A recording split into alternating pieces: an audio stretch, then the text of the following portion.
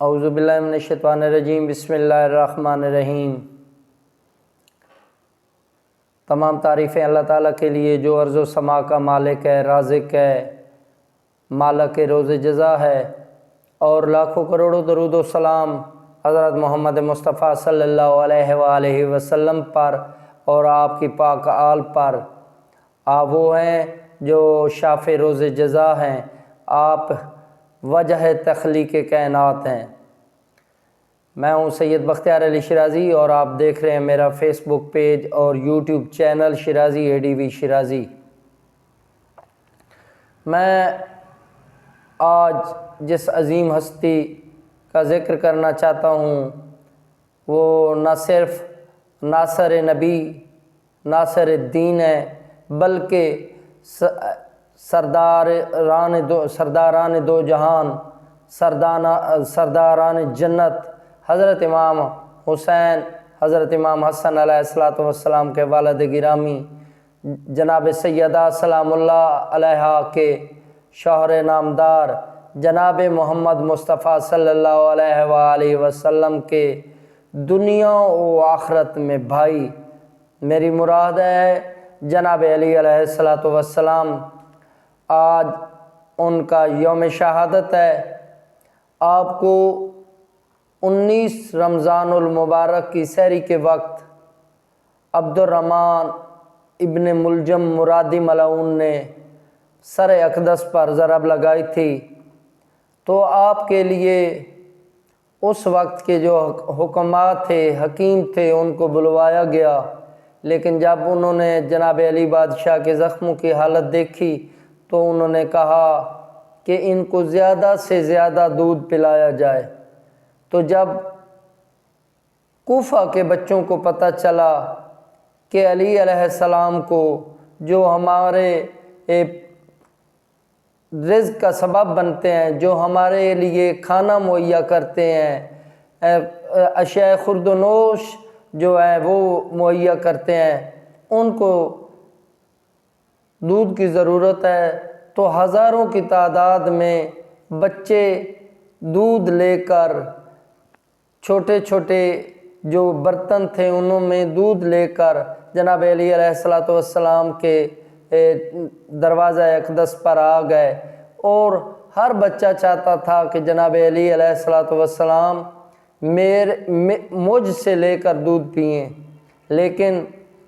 21 رمضان المبارک کو جناب علی بادشاہ اس دنیا کو چھوڑ گئے اور اپنے خالق حقیقی کے ہاں چلے گئے۔ میں چاہتا ہوں کہ میں کچھ اس ملعون کے بارے میں بتاؤں کہ وہ شقی القلب جو عبد الرحمن تھا وہ کیسا تھا، کہاں سے آیا تھا۔ غالباً وہ یمن سے آیا تھا، جناب علی علیہ السلام کے ساتھ جنگ صفین، جنگ نہروان میں بھی شامل ہوا۔ تو اس ملعون کو جب علی علیہ السلام نے پہلی دفعہ دیکھا تھا، اس سے جب تعارف کروایا گیا تو جناب علی علیہ السلام نے جب اس کا تعارف معلوم کیا تو جناب علی بادشاہ نے 3 مرتبہ کہا تھا کہ تو مرادی ہے، تو مرادی ہے، تو مرادی ہے، تو اس نے کہا تھا جی سرکار میں مرادی ہوں۔ تو آپ نے فرمایا تھا انا للہ و انا الیہ راجعون۔ اس نے پوچھا تھا تو آپ نے فرمایا تھا کہ تو میرا قاتل ہے۔ بہت لمبے واقعات ہیں جو کہ چھوٹے سے کلپ میں نہیں بیان کیے جاتے۔ تو آخر میں یہ ملعون جو ہے ایک عورت، قطامہ نامی عورت کے عشق میں مبتلا ہو کر خارجی ہو گیا اور جناب علی علیہ السلام کی شہادت کا سبب بنا۔ اس نے جناب علی بادشاہ کو ضرب لگائی، اور جب اس ملعون کو گرفتار کیا گیا تو جناب علی علیہ السلام کے سامنے اس کو جب پیش کیا گیا تو اس کو پیاس بہت زیادہ لگی ہوئی تھی، لیکن تھا روزے کی حالت میں، لیکن امام تھے، امام نے لوگوں کو بتانا تھا تاکہ لوگوں کو یہ پتہ چلے کہ علی کا قاتل کوئی اور نہیں تھا، مسلمان تھا۔ تو جب اس قاتل کو جناب علی علیہ الصلوۃ والسلام کے کہنے پر شربت پیش کیا گیا تو اس نے کہا کہ مجھے روزہ ہے، مجھے روزہ ہے۔ تو اس وقت جناب علی علیہ السلام نے فرمایا تھا کہ دیکھ لو کہ یہ مسلمان ہے، سب گواہ رہنا کہ یہ مسلمان ہے۔ تو جناب علی علیہ الصلوۃ والسلام کی بہت زیادہ وصیت ہے، بہت لمبی وصیت ہے، کیونکہ دونوں جہانوں کا علم رکھنے والے جناب علی بادشاہ کی وصیت ہے۔ تو اس میں آپ نے فرمایا تھا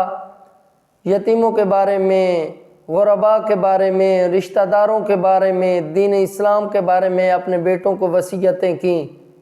لیکن جب جناب علی علیہ السلام نے ایک بہت ہی دکھی وصیت کی جو کوفہ کی عورتیں تھیں، جب ان کو بلوایا گیا تو جناب عالیہ بی بی کو، میں جناب علی علیہ الصلوۃ والسلام کی بڑی بیٹی کا نام نہیں لینا چاہتا کیونکہ وہ بہت عظمت کے مالک ہیں، میری طاقت نہیں ہے کہ میں پاک سیدہ کی، پاک و طاہرہ بیٹی کا نام لوں۔ تو جب جناب علی علیہ السلام کو سامنے کوفہ کی کافی عورتیں آئیں تو جناب علی علیہ الصلوۃ والسلام نے جناب عالیہ بی بی کو بھی بلوایا اور کوفہ کی عورتوں کو مخاطب ہو کے فرمایا تھا، کوفہ والیو یہ دیکھ لو یہ کون ہے؟ تو انہوں نے کہا کہ یا علی یہ بیٹی ہیں۔ تو جناب علی بادشاہ نے فرمایا تھا کہ میرے جانے کے بعد کبھی یہ آئیں تو ان کے ساتھ اچھا تعاون کرنا۔ اور کیف جناب علی علیہ الصلوۃ والسلام اس دنیا سے چلے گئے، پردہ فرما گئے، لیکن اس کے بعد لوگوں نے اسی علی کی اولاد کے ساتھ جو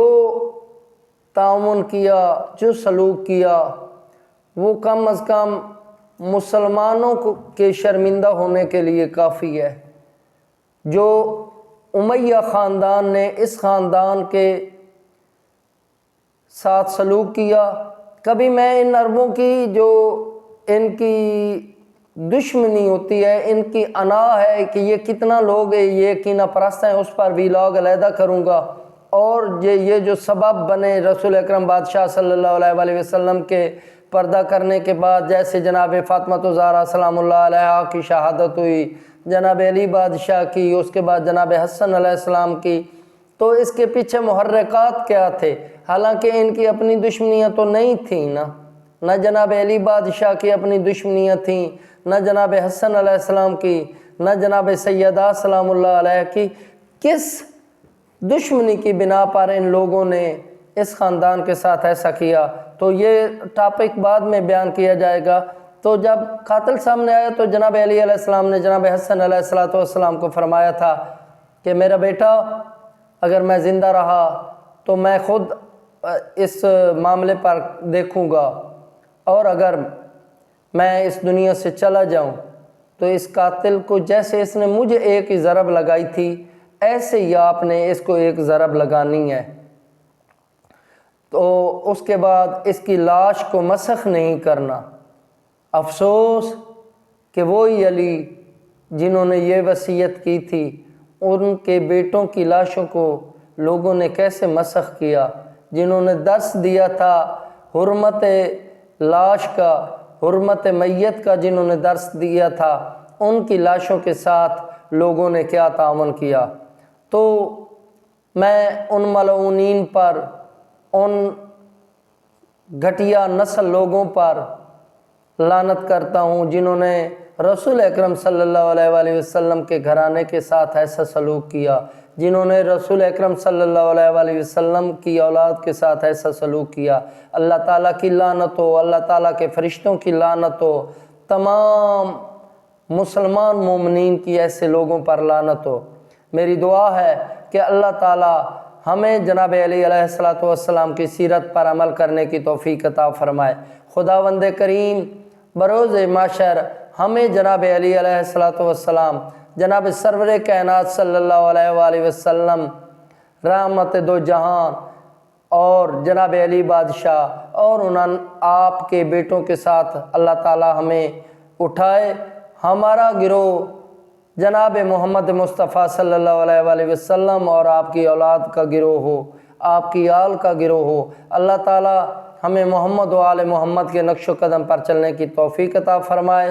آپ کی تعلیمات پر صحیح عمل کرنے کی توفیق عطا فرمائے۔ اللہ تعالیٰ آپ سب کا اور میرا حامی و ناصر ہو۔ والسلام، اللہم صلی علی محمد و آل محمد وعجل فرجہم۔